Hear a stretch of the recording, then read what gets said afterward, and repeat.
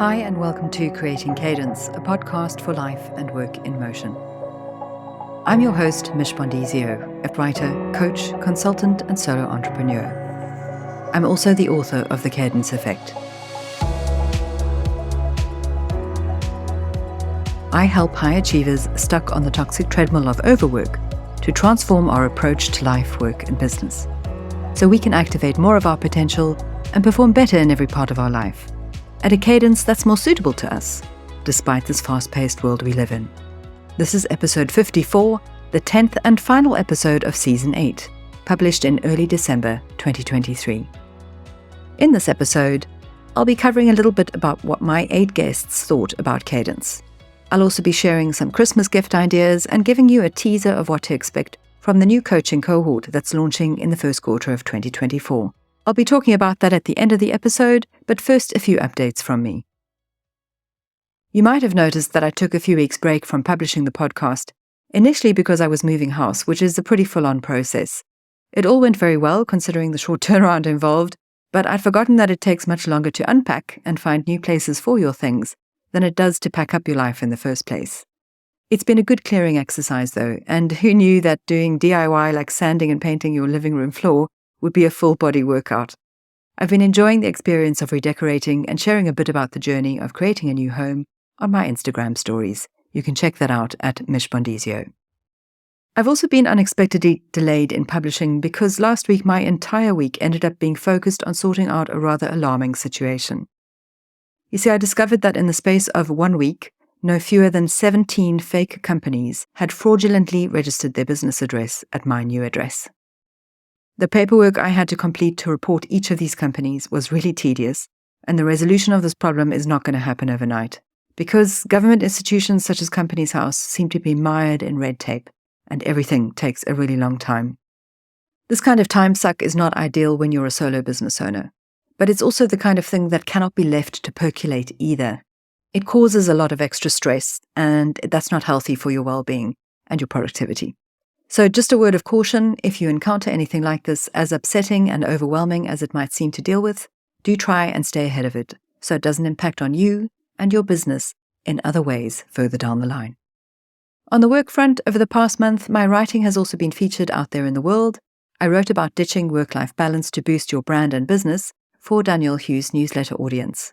I also wrote a blog post for Boost Business Lancashire about 7 reasons why Wellbeing is the new competitive advantage for businesses. I also want to thank Pat Williams for the beautiful write-up that she shared on her realhomesense.com site, all about our podcast episode and the work that I'm doing around creating cadence. I'll share the links to those articles in the transcript show notes for this episode.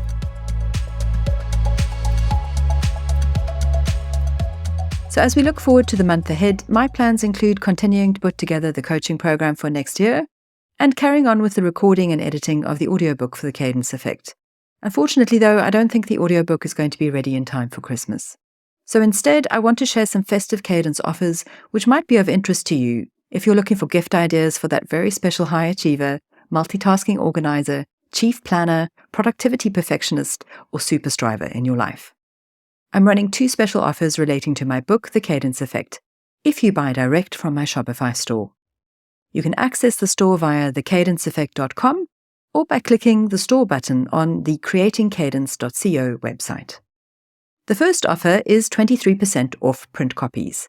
You get a 23% discount when you buy 1 or more print copies of The Cadence Effect from my store. This does exclude shipping costs. You can quote the coupon code DEC23-CC23 at checkout, or you can use the link that I'll share in the show notes. Offer number 2 is a 2-for-1 digital offer.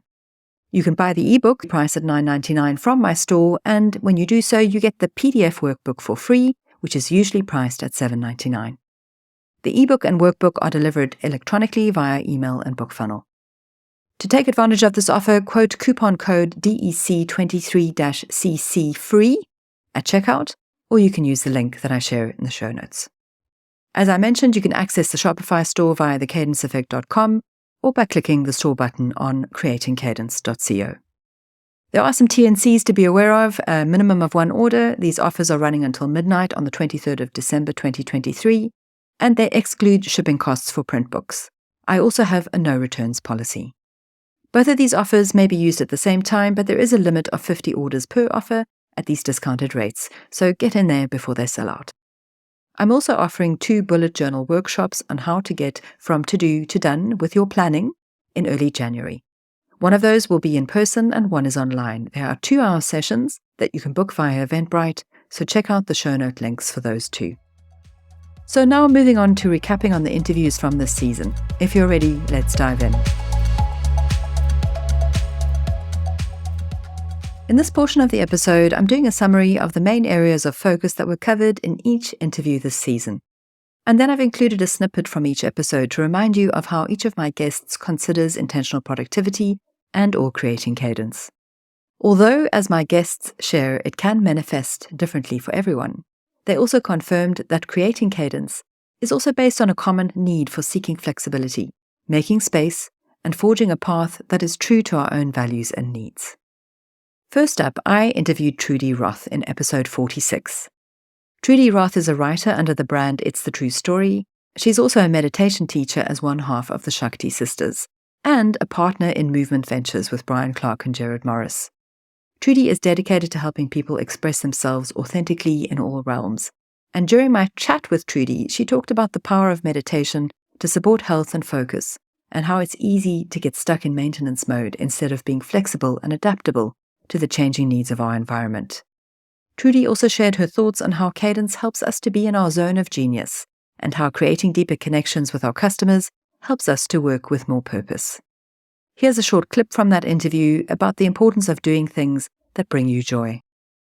I think if I had to leave you with anything, this is it. I mean, there might be other lives, other times. We don't know. We can have our beliefs about it. But this is your time. So do the things, I mean, it sounds a little trite, but not just what makes you happy, but do the things that bring you joy. Know what they are. Spend time thinking about it and meditate on it. Really, I mean, once you meditate and you bring that into your life, when you bring mindfulness into your life, you start noticing what doesn't work. It's not just about what does. And allow it to change you and allow it to lead you to where you are meant to be, where you can serve others best, where your superpowers are, where you have meaning, where you find meaning and purpose. Next up in episode 47, I chatted with Danielle Hughes. Danielle is Chief Personality Officer of her company More Than Words Marketing. She's also the creator of what she calls the personality brand. Danielle shared wise words about how taking ownership of your story and who you are will level up your productivity and relationship building opportunities. She also talked about learning to be courageous in your vulnerability, and how in an age of AI there is value to be found in focusing on authentic interaction instead. Here's a clip from Danielle about being in control of how you want to show up. The beauty of how I define personality brand is you are in control of how you want to show up. And so everybody has a different level and a different scale about what they feel they want to bring into their messaging as a professional in the workplace, whether you have your own company or whether you work for someone. And it's really about finding the way that you want to show up that's going to showcase your value. So whether that's a value to your manager and your team or a value to your potential clients and customers. And then again, like adding that human connection so that there is more of a relationship that you can be fostering. That's not just about your skills and the work you do, but about how you think and what you enjoy and how you relate and how you approach your work. And I think those are the pieces that we're connecting on. In episode 48, I chatted with Katerina King, who is one of the co-founders of Society One, a co-working space in Preston in northwest England. Katerina shared thoughts on her and her co-founder's experience of building team culture from scratch, and how their organic process has benefited their customers too. Katerina is also a busy mum of young children who also juggles work for multiple family businesses. So we also discussed ways that she has found the time within her very busy day to support her well-being better.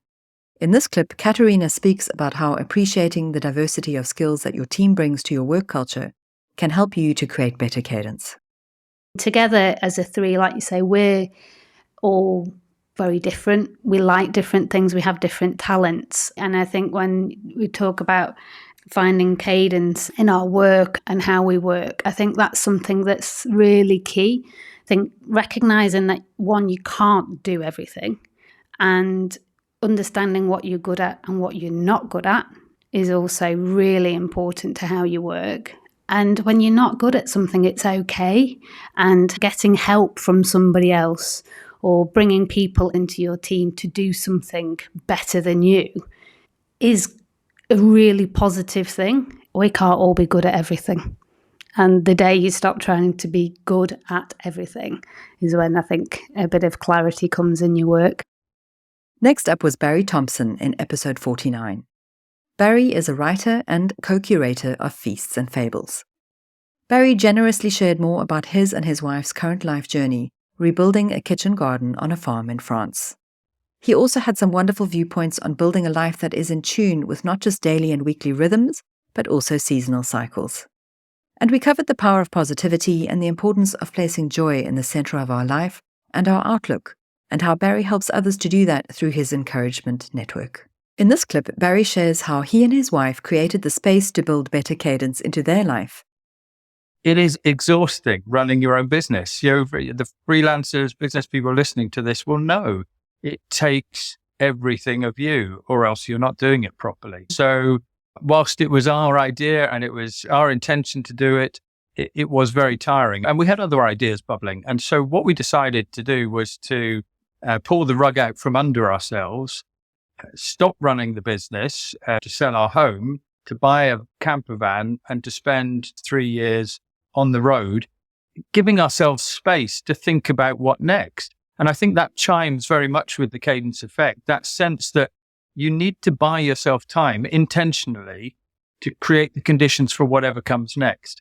And we've then spent time thinking about how important it was to have a place to put ourselves and our ideas. And we're trying to live an intentional life beyond that traditional world of work. In episode 50, I chatted with Kelly Berry of Learn, Start, Grow. This was a multifaceted conversation covering everything from designing a work life around not being a morning person to Kelly's own experience of shifting from an output-driven approach to a cadence-first focus. We also covered the benefits of peer group accountability and how Kelly helps businesses to future-proof their business so they can build better cadence in their workdays. During our chat, Kelly shared a lot of relevant and helpful insights about both the future of work and the challenges that small business owners face. In this clip, she shares her light bulb moment concerning cadence versus balance and what creating cadence means to her. The concept of balance and your excellent seesaw illustration really hit home to me that that's an impossible task to have everything balanced all the time. And the concept of cadence and that ebb and flow is more realistic. You know that it's not always going to work great. And there may be some weeks where I have to just power through some serious amount of work and there's not going to be a lot of downtime. But then I know that it's important to take that extra downtime after that hard work. For my own mental and physical health, I need to have that break. This is what I'm discovering having read your book, is that I become more creative and have better ideas when I walk away from everything. And it allows me to do a better job by not working, which feels ironic that that's how I need to do what I need to do a better job, and know that it's not an all or nothing thing. And that's okay, because it's an ongoing process. It's not binary. It gives me permission to keep at it. Next up, I had Garth Dew back on the show for episode 51. Garth of GD Video spoke about elements related to creating an optimized life as part of navigating your own way and finding your own truth. Garth shared some excellent examples of how he creates rhythm in his days to support his work, his wellness, and his relationships. In this clip, Garth shares what cadence means to him in respect of his work and how passion projects help support his flow and creativity. So I think in terms of cadence, I asked you to email me your definition of cadence because I think everyone would have a slightly different definition. Mm-hmm. For me, I'd link it back to running, running cadence. They recommend you run at 180 steps per minute. And for me, that's where I find that flow at 180 and it's efficient and it feels good. And I think the passion projects I do, they do that for me. They keep my soul alive. They keep my creativity alive. It's very easy doing corporate paid work that maybe you're not 100% passionate about. It's easy to start to fall out of love with the craft. And so the passion documentaries, I always try and have something on the go every year just to keep my soul in the game. And every time I do one, it makes me realize why I fell in love with filmmaking in the first place. In episode 52, I chatted with Pat Williams of Cybercletch on how to look after yourself and be productive when you are constantly on the move without a home base. Pat shared her experience of creating the space needed for deep thought and reflection when adapting to changing living scenarios, such as when you are remote working as a digital nomad. We also covered how downtime is a benefit to your productivity and your business, and how to support the well-being of your team when all of you work remotely. In this clip, I love how Pat shares a beautiful analogy of navigating a river and how we can do that in a way that equates to creating better cadence. I think the biggest takeaway for me with intentional productivity and from your book, creating cadence for me applies to the fact that what routines I've set up today for me here in this place, if anything changes, you can set up new routines. You can set up new cadence. It doesn't have to look the same every day. It's similar to floating down a river, right? You're in the water and you're going, and you can either swim upstream and try to do things that are different than whatever your mindset or your ability is in that moment, or you can just float downstream and do what is best for you at that time, where you're going to get the most creativity or the most efficiency out of your day. In episode 53, my final interview was with Alison Coward, who is a consultant and the founder of Bracket Creative. We chatted about the connection between culture and effective team communication and collaboration, and covered everything from how our morning routines can evolve to suit current needs while still supporting a healthy work-life cadence, to how Alison creates a supportive weekly workflow cadence for herself. Incidentally, Alison's new book, Workshop Culture, A Guide to Building Teams That Thrive, has just been published, and you can check it out on her website. I'll share the link in the show notes. To round off the interview recap, here's Alison sharing her thoughts on creating cadence in respect of having a more intentional awareness of how you work and how it serves you and your team. So I love this idea of creating cadence. I think the word creating really resonates, this idea of having agency and control over the way that you work. But that has to come from a deep level of self-awareness. It's almost like you kind of have to observe yourself first and know, well, what's the default? What am I doing without thinking about it? And actually, is that serving me? And what's working? What is actually battering against me being my most productive or energetic self? And where might I be able to design interventions, rituals, routines, ways of being, ways of doing to really support what I want to achieve and how I want to be? One of the most powerful things that I see happening when I'm working with a team is this idea that they can be intentional about the way they work together. It's almost like a light bulb goes off. It's like, I don't have to just work by default. I don't have to take things and kind of react all the time.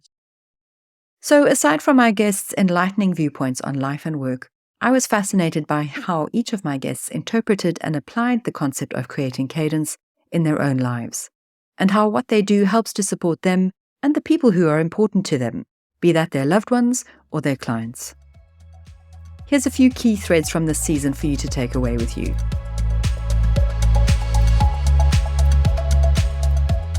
In essence, cadence doesn't need to look the same every day.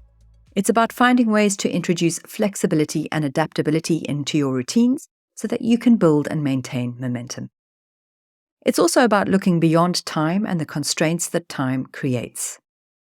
It's about starting small and keeping things simple so you can maintain that consistent momentum with those things over the long haul. It's also about having an optimistic mindset, realizing that even though you don't know how to do something, you have the power within you to figure it out. As I say in my book, The Cadence Effect, there is always another way. Creating cadence is also about seeking a life of purpose that incorporates things beyond the world of work.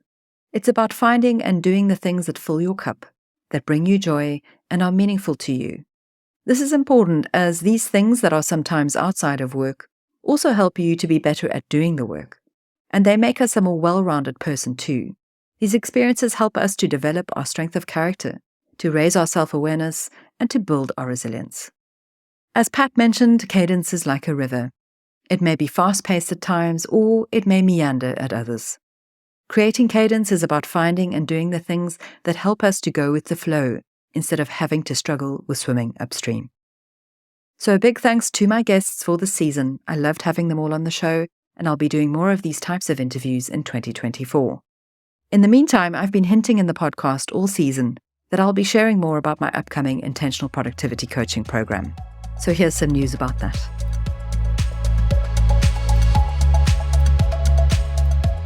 As I mentioned at the beginning of this episode, I'm still putting finishing touches on the content, but here's what I can tell you so far.